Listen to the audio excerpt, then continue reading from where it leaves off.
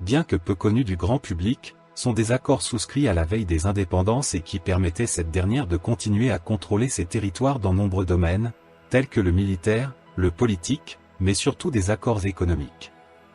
Avant de partager ces accords avec vous, nous allons faire un tour dans le passé pour comprendre mieux.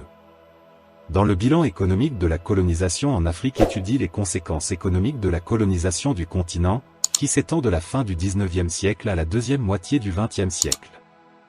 En l'espace d'une trentaine d'années de 1880 à 1914, le continent africain connaît des changements rapides et importants, consécutifs à la conquête de son territoire.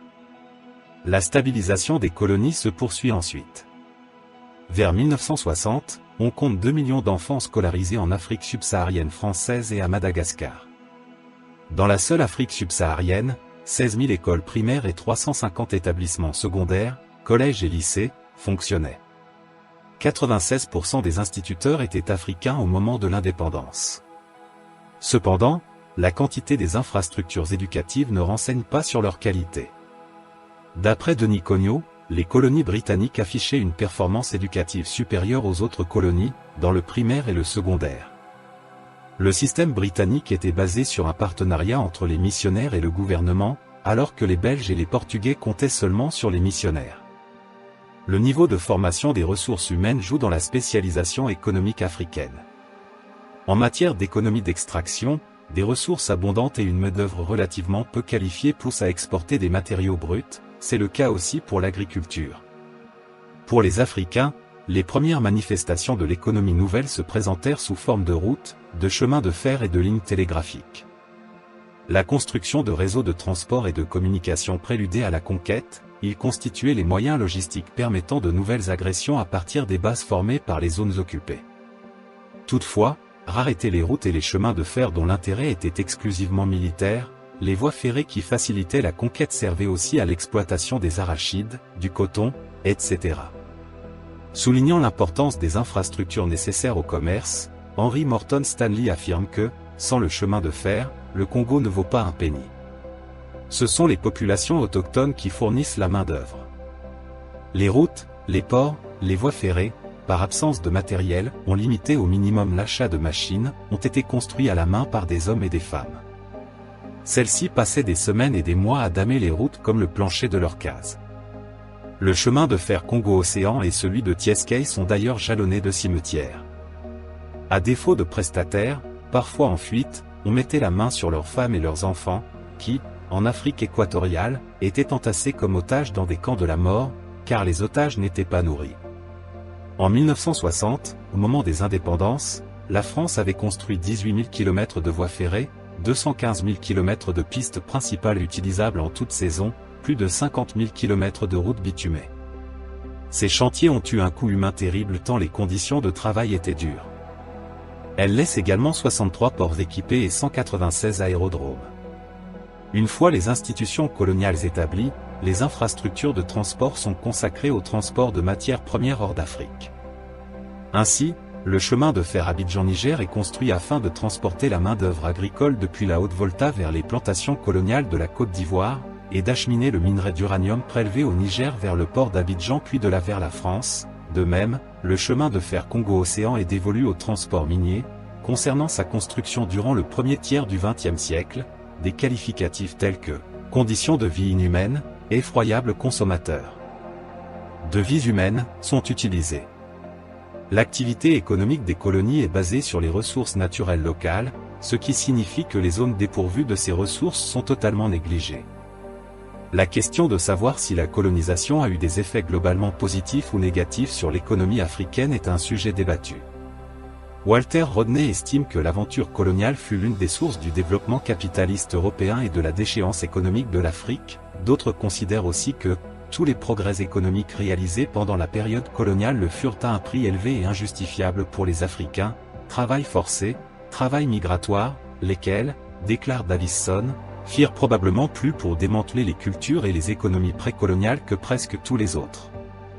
Aspect de l'expérience coloniale réunie, culture obligatoire de certaines plantes, saisie forcée des terres, déplacement de population, avec comme conséquence la dislocation de la vie familiale, système des passes, taux de mortalité élevé dans les mines et les plantations, brutalité avec laquelle les mouvements de résistance et de protestation provoqués par ces mesures furent réprimés, etc. La période coloniale a été une période d'exploitation économique impitoyable plutôt que de développement pour l'Afrique et l'impact du colonialisme sur l'Afrique dans le domaine économique est de loin le plus négatif de tous. À l'inverse, certains économistes et historiens ont défendu le bilan économique de la colonisation, mais ce sont les moins nombreux. Pour P.C. Lloyd, les exportations de matières premières ont apporté une richesse considérable au peuple d'Afrique occidentale. Pour Louis H. Gann et Peter Dwignan, le système impérial est l'un des plus puissants agents de diffusion culturelle de l'histoire de l'Afrique. Le crédit, ici, l'emporte de loin sur le débit. D. K. Fieldous est arrivé à la même conclusion en 1981. De apparaît donc que le colonialisme ne mérite ni les louanges, ni les blâmes qu'on lui a souvent décernés. S'il a fait relativement peu pour surmonter les causes de la pauvreté dans les colonies, ce n'est pas lui qui a créé cette pauvreté. L'Empire a eu de très importants effets économiques, certains bons, d'autres mauvais. Ce sont les réalisations en Afrique qui ont conduit à des actes de torture perpétrés par les Occidentaux, qui ont contraint les anciens dirigeants africains à signer un traité avec eux. À propos de dette coloniale, le cas le plus emblématique est sans aucun doute celui d'Haïti. Suite à la rébellion des esclaves, menée par Toussaint Louverture, l'indépendance d'Haïti est proclamée en 1804 marquant la victoire retentissante du peuple haïtien face à l'impérialisme français. Mais le 17 avril 1825, une flotte de navires de guerre français se tient prête à intervenir dans la rade de Port-au-Prince. La France menace la jeune République d'une nouvelle invasion militaire et du rétablissement de l'esclavage si celle-ci refuse de lui payer une indemnité de 150 millions de francs or.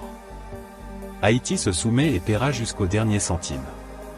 Au début du XXe siècle, les 4/5 du budget seront destinés au remboursement de cette rançon colossale et les finances haïtiennes serviront les intérêts de l'ancien oppresseur colonial, la France et ses banques privées, plutôt que les intérêts et les besoins de la population. Cette dette coloniale constitue l'acte fondateur de la dette odieuse et illégitime haïtienne et sera suivie par des décennies de violence durant lesquelles la dette sera la clé de voûte des politiques de domination et d'accaparement. L'histoire de l'endettement haïtien est donc un cas d'école, mais certainement pas un cas unique. Nombreux sont les pays qui après avoir arraché leur indépendance se sont vus imposer une dette coloniale, contractée par la puissance occupante pour réaliser des « investissements » dans le pays occupé et transférés au nouvel État juridiquement indépendant. Dans ce dossier sont également abordées les dettes coloniales du Maroc, de la RDC, de la Tunisie, du Cameroun, de l'Inde, de Porto Rico, du Venezuela et plus généralement de l'Amérique latine. L'interdiction de transférer les dettes coloniales a été posée dès 1919 avec le traité de Versailles, qui dispose dans son article 255 que la Pologne est exonérée de payer la fraction de la dette dont la commission des réparations attribuera l'origine aux mesures prises par les gouvernements allemands et prussiens pour la colonisation allemande de la Pologne. Concernant les colonies africaines de l'Allemagne, la réponse des Alliés fut la suivante: les colonies ne devraient être astreintes à payer aucune portion de la dette allemande, et devraient être libérées de toute obligation de rembourser à l'Allemagne les frais encourus par l'administration impériale du protectorat. En fait, il serait injuste d'accabler les indigènes en leur faisant payer des dépenses manifestement engagées dans l'intérêt de l'Allemagne, et il ne serait pas moins injuste de faire peser cette responsabilité sur les puissances mandataires qui, dans la mesure où elles ont été désignées par la Société des Nations, ne tireront aucun profit de cette tutelle. Une disposition similaire fut prise dans le traité de paix de 1947 entre l'Italie et la France, qui déclare « inconcevable que l'Éthiopie assure le fardeau des dettes contractées par l'Italie afin d'en assurer sa domination sur le territoire éthiopien ». L'article 16 de la Convention de Vienne de 1978 sur la succession d'États en matière de traité ne dit pas autre chose: un État nouvellement indépendant n'est pas tenu de maintenir un traité en vigueur ni d'y devenir partie du seul fait qu'à la date de la succession d'État, le traité était en vigueur à l'égard du territoire auquel se rapporte la succession d'État. La Banque mondiale est un des acteurs phares de ce mécanisme d'endettement. Dès les années 1950, elle soutient directement les puissances coloniales à travers l'octroi de prêts. C'est le cas, par exemple, avec le Portugal. La banque continue de lui accorder son soutien financier au mépris de la résolution adoptée en 1965 par l'ONU, lui enjoignant de ne plus soutenir ce pays tant qu'il ne renonce pas à sa politique coloniale. Les dettes contractées auprès de la banque, indispensables aux métropoles belges, britanniques, portugaises, hollandaises, italiennes ou françaises pour maximiser l'exploitation de leurs colonies, ont ensuite été transférées aux peuples colonisés au moment de leur accession à l'indépendance. Une indépendance de façade donc, concédée tel un cadeau empoisonné accompagné d'un transfert de dette coloniale, opéré sans le consentement des pays concernés. Loin d'être exhaustif, ce dossier peut servir d'introduction et de support pédagogique sur les questions de dette coloniale et de réparation et complète les études existantes sur les différents types de dettes coloniales et les réparations en analysant l'aspect financier des dettes coloniales et des dettes contractées lors des indépendances, en Afrique, Asie et Amérique latine. Comme à son habitude, le CADM tire les ficelles de la dette pour détricoter tout un système tentaculaire d'injustice et d'oppression. Ainsi, l'impact du pouvoir colonial sur les droits des femmes non blanches, et particulièrement leur corps, est abordé dans une recension du livre de Françoise Vergès, Le ventre des femmes. Capitalisme, racialisation, féminisme, les conséquences du colonialisme sur les migrations et sur les populations appauvries du Sud global sont étudiées, ainsi que les catastrophes environnementales causées par les politiques coloniales pendant plusieurs siècles, aboutissant à une classification hypocrite et intéressée entre pays développés et pays en développement. Enfin, différentes revendications sont avancées. Le premier pas vers des relations bilatérales justes et équitables serait de reconnaître que les pays dits endettés sont en réalité les créanciers et ainsi de remettre à l'endroit une certaine vision du monde. Le second pas pourrait alors consister à engager des réparations pour ces crimes humains, économiques, écologiques historiquement commis. Ce dossier, dans sa seconde partie, se concentre donc sur les différentes formes concrètes que peuvent prendre ces réparations. Peu de gens le savent. Mais il existe bel et bien des accords signés entre les anciennes colonies françaises et leur ancienne autorité administrative, la France. Ces accords concernent de nombreux domaines, tels que le militaire, le politique, mais surtout des accords économiques. Voici donc les 11 principaux éléments de ces accords, qui ont été signés à la veille de l'indépendance des pays africains et qui sont toujours en vigueur, strictement appliqués par nos États. 1. La dette coloniale pour remboursement des bénéfices de la colonisation. Les États nouvellement indépendants doivent rembourser le coût des infrastructures construites par la France pendant la colonisation. 2. La confiscation automatique des réserves financières nationales. Les pays africains doivent déposer leurs réserves financières auprès de la Banque de France. Ainsi, la France garde les réserves financières de 14 pays africains depuis 1961, le Bénin, le Burkina Faso, la Guinée-Bissau, la Côte d'Ivoire, le Mali, le Niger, le Sénégal, le Togo, le Cameroun, la République centrafricaine, le Tchad, le Congo-Brazzaville, la Guinée équatoriale et le Gabon. Ainsi, la gouvernance des politiques monétaires reste asynchrone et incomplète du fait qu'elles sont pilotées directement par le gouvernement français, sans aucun lien avec les autorités financières des pays tels que la CEMAC ou la CEDEAO. Ainsi, du fait des conditions qui lient les banques des zones économiques et financières, elles sont obligées de garder 65% de leurs réserves de change dans un compte d'opération tenu par le Trésor français, ainsi que 20% supplémentaires afin de couvrir les risques financiers. De plus, les banques des zones CFA imposent une limite de crédit à chaque pays membre équivalent à 20% des recettes d'État de l'année N1. Bien que le BEAC ou la BCEAO ont des possibilités de retrait supérieures auprès du Trésor français, ces retraits doivent faire l'objet de l'accord du Trésor français. La décision finale revient donc au Trésor français qui a lui-même investi les réserves des pays africains sur la place boursière parisienne.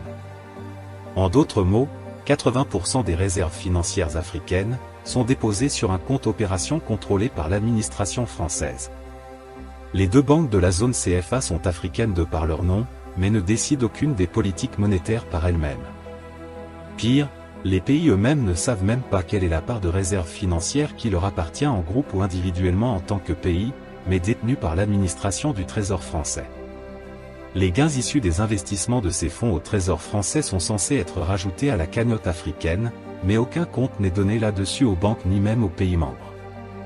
Seul un groupe limité à 6 administrateurs du Trésor français ont connaissance des montants du compte d'opération, du lieu d'investissement des sommes. Les banques centrales africaines n'ont pas accès à ces informations, déclarait le docteur Gary Bush. On estime maintenant que la France détient près de 500 milliards de dollars auprès de son trésor. Elle est donc prête à tout afin de combattre toute personne qui chercherait à faire la lumière sur le côté obscur de ce vieil empire.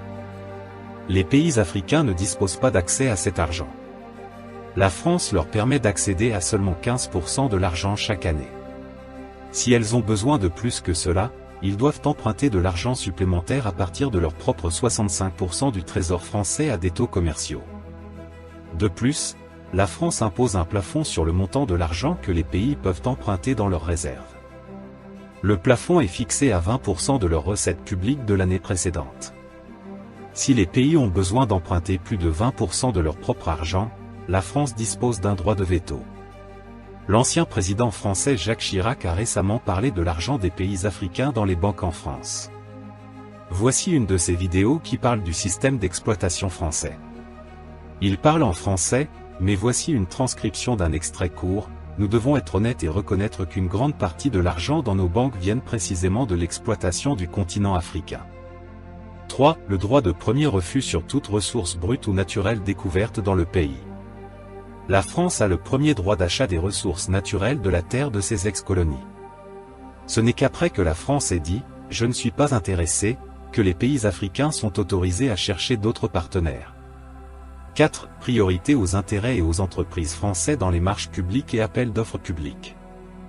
Dans l'attribution des marchés publics, les entreprises françaises ont la priorité sur l'attribution. Même si les pays africains peuvent obtenir un meilleur rapport qualité-prix ailleurs.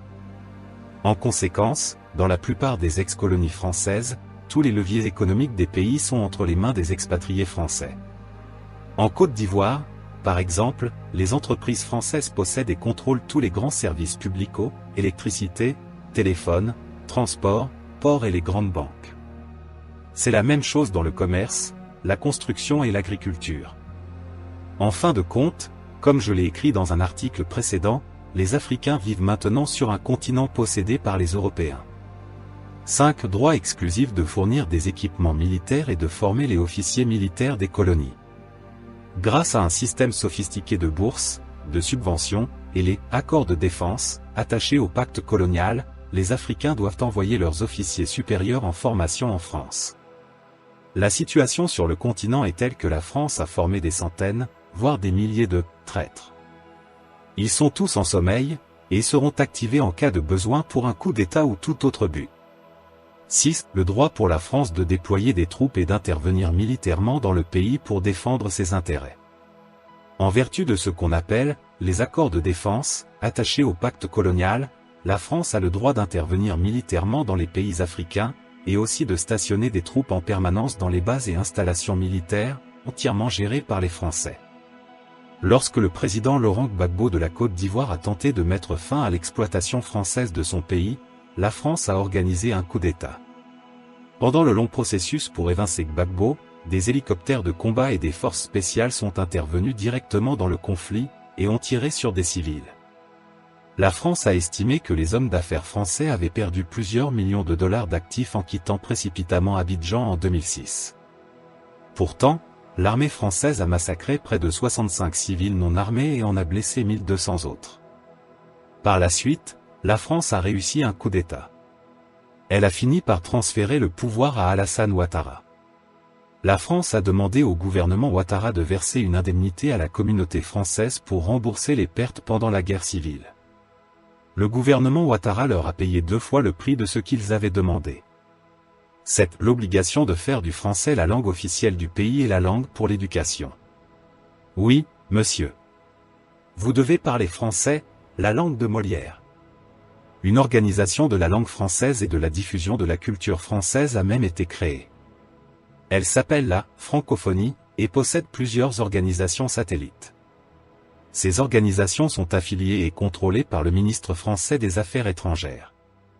Comme nous l'avons démontré dans cet article, si le français est la seule langue que vous parlez, vous aurez accès à moins de 4% de la connaissance de l'humanité et des idées. Cela reste très limitatif.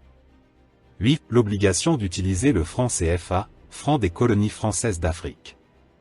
Voilà la vraie vache à lait pour la France. Ce système est même dénoncé par l'Union européenne. Mais la France n'est pas prête à faire tomber ce système économique datant de la colonisation qui met environ 500 milliards de dollars des caisses de l'Afrique dans sa trésorerie. Lors de l'introduction de la monnaie euro en Europe, les autres pays européens ont découvert le système d'exploitation français. Beaucoup, spécialement les pays nordiques, ont été consternés, ils ont suggéré à la France de se débarrasser du système, mais sans succès. 9. L'obligation d'envoyer en France un bilan annuel et un rapport d'état des réservés. Pas de rapport, pas d'argent. Quoi qu'il en soit, le directeur des banques centrales des ex-colonies présente le dit rapport lors des réunions biannuelles des ministres des Finances sur les ex-colonies. Ce rapport est ensuite compilé par la Banque de France et le Trésor français. Dit « Renoncer à toute alliance militaire avec d'autres pays, sauf autorisation de la France ». Pourquoi les alliances militaires régionales en Afrique sont les plus faibles? La plupart des pays ont seulement des alliances militaires avec leurs ex-colonisateurs. Drôle, mais vous ne pouvez pas faire mieux. La France leur interdisait toute autre alliance militaire. 11. L'obligation de s'allier avec la France en cas de guerre ou de crise mondiale. Plus d'1 million de soldats africains se sont battus pour la défaite du nazisme et du fascisme au cours de la Seconde Guerre mondiale. Leur contribution est souvent ignorée ou minimisée. Mais quand vous pensez qu'il a fallu seulement 6 semaines à l'Allemagne pour vaincre la France en 1940, la France sait que les Africains pourraient leur être utiles pour sauver la grandeur de la France à l'avenir. Il y a quelque chose de presque psychopathe dans la relation entre la France avec l'Afrique. Tout d'abord, la France est accro au pillage et à l'exploitation de l'Afrique depuis l'époque de l'esclavage. Ensuite, il y a ce manque complet de créativité et d'imagination de l'élite française à penser au-delà du passé et de la tradition. Enfin, la France dispose de 2 institutions qui sont complètement gelées dans le passé, habitées par des paranoïaques et psychopathes hauts fonctionnaires. Ils répandent la peur de l'apocalypse si la France changeait de stratégie. Leurs références idéologiques datent encore du XIXe siècle, ce sont les ministres des Finances et du Budget et des Affaires étrangères de la France. Ces 2 institutions ne sont pas seulement une menace pour l'Afrique, mais pour les Français eux-mêmes. C'est à nous, Africains, de nous libérer, sans en demander la permission. Parce que nous ne comprenons toujours pas comment 450 soldats français en Côte d'Ivoire ont pu contrôler le destin d'une population de 20 millions de personnes. La première réaction des gens quand ils apprennent l'existence de la taxe coloniale française est de poser la question, jusqu'à quand? À titre de comparaison historique, la France a fait payer Haïti l'équivalent de 21 milliards de dollars de 1804 à 1947, près d'un siècle et demi, pour les pertes causées aux marchands d'esclaves français par l'abolition de l'esclavage et de la libération des esclaves haïtiens. Les pays africains paient la taxe coloniale depuis seulement 50 ans, donc cela pourrait durer encore un siècle de plus. La décolonisation accomplie passera par la réappropriation matérielle, culturelle et cultuelle des populations colonisées. Amilcar Cabral, le fondateur du Parti africain pour l'indépendance de la Guinée et du Cap-Vert, affirmait que la colonisation était la mise à l'arrêt de l'histoire des pays colonisés et la libération, sa remise en marche. L'heure est donc à la restitution. Ces dettes coloniales, contractées par les États colonisateurs pour dominer les pays colonisés, se sont retrouvées dans les mains de ces derniers, à l'aune de leur indépendance. Ces pays doivent ainsi rembourser pour tous les crimes que d'autres pays leur ont infligés. On peut citer le cas du Maroc qui, en 1860, se vit demander un dédommagement de la part de l'Espagne pour quitter le territoire de Tétouan, sous occupation espagnole depuis des années. Le Maroc emprunta de l'argent au Royaume-Uni, mais ne parvint pas à atteindre la somme attendue.